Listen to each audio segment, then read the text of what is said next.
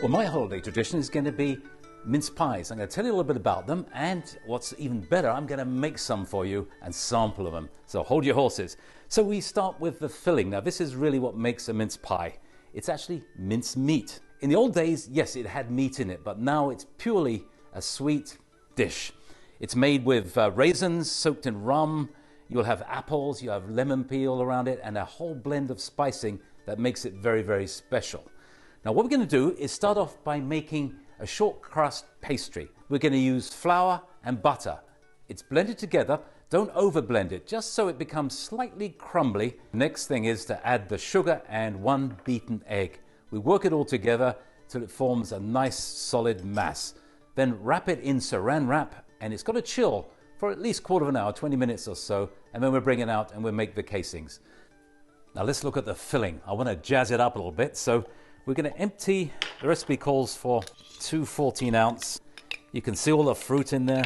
And then to jazz it up, I'm going to start with the zest of, not a lemon this time, but I'm going to use a tangerine. There's 2 little tangerine zests there. That goes in. And I'm going to use some finely chopped apple. Just a little bit. I'm not going to use all of that. That's probably enough. And another thing that adds to it is the actual tangerine itself. I've chopped it up finely.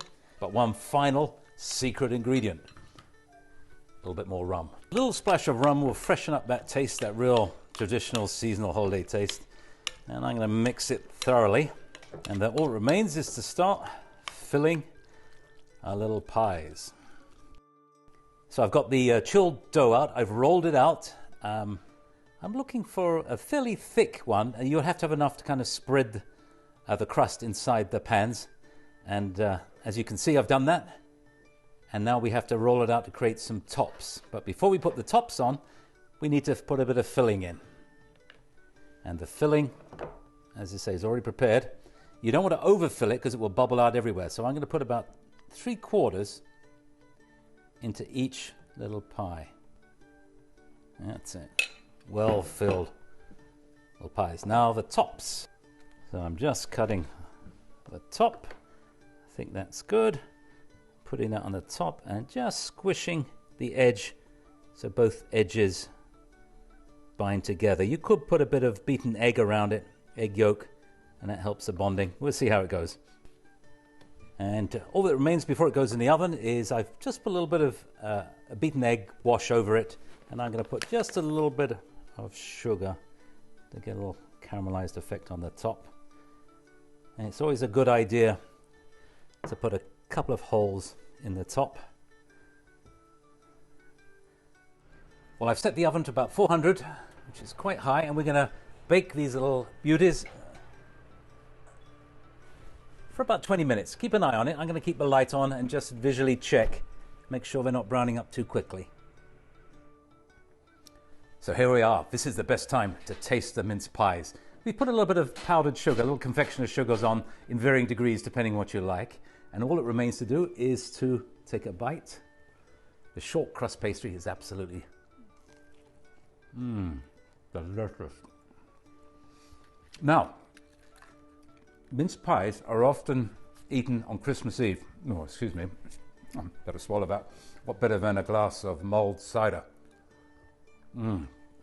It's a cider that's a hard cider that's spiced, a little bit of cinnamon left in there, and warmed. Really is good on a good winter's day. So let's talk about other traditions as well. Crackers. Now, I always get questions about these because when you see a British Christmas dinner, there's always one of these at each place setting. They're called a cracker because when you pull them, oop, missed it, they go crack. And inside are other traditions. So let's empty it out. I have to open it up a little bit, shake it out. There we go. Oh, little notepad. And there's always, there we go. We've got a little history on crackers, a little gift, this little cheesy little notepad. And there's always this. This is what I really want to talk about because this goes back centuries. This is a little hat. It's actually shaped like a crown. It's going to be a bit small for me, or maybe not. And you'll see pictures of English British Christmas dinners with everybody wearing these paper hats. The significance is it goes back almost to Roman times, when at Winter's Day they would celebrate some pagan ritual. But in the Middle Ages, it got converted to everybody can wear a crown. So you can be king for a day. And when you've got a mince pie and some mulled cider, you certainly feel like you are. Oh, delicious.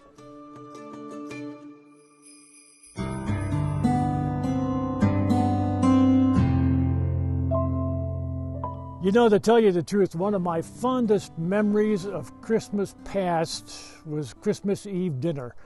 A 7-course meal served on a bed of hay at the table, friends and family gathered together to eat and enjoy the meal, each item of that meal with a special meaning behind it. Good food, good friends, good family. It's what Christmas is made of, memories.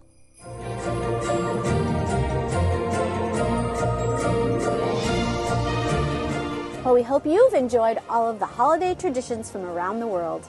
Well, I certainly have, and probably a little bit too much. All that remains, Jackie, then, is to wish everybody, you and yours, the happiest of holiday seasons. Happy holidays.